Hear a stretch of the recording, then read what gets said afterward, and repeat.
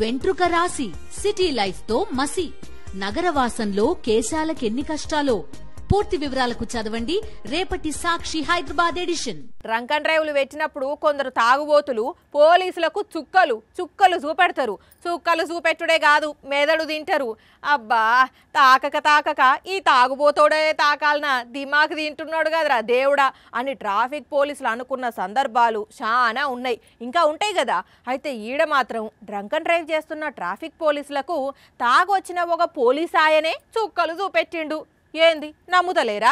చూడుండ్రి బగ్గ దాగిన పోలీస్ భాగోతం. ఇగో ఈయనే మనం ఇంతసేపు చెప్పుకున్న ట్రాఫిక్ పోలీస్.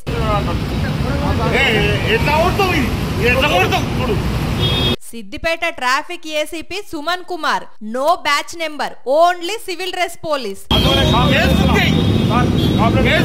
మరి ఆయన పోలీస్ ఆయననేనాయే, ఈయన పోలీస్ ఆయననేనాయే, ఎందుకు ఇంత జగడం? కేసు బుక్ చేసుకో అన్నాక అంటే ట్విస్ట్ అంతా ఇక్కడనే ఉన్నది. ఇంతసేపు ఈ కారు నడిపింది ఈడ ఎగురుతున్న ఈ ఏసీపీనేనట. పట్నం మధురానగర్ దగ్గర డ్రంక్ అండ్ డ్రైవ్ చూసి పోయి వెనక కూర్చున్నాడట. కానీ కానిస్టేబుల్ కావేరక్క డేగ కండ్లతోని కనిపెట్టి ఇదంతా తూచ్, అసలు బండి నడిపింది ఏసీపీనని ఎస్ఐకి చెప్పితే బండాపి చెకింగ్ చేయబోతే ఇట్లా తైకా తత్తం అని ఎగిరిండు.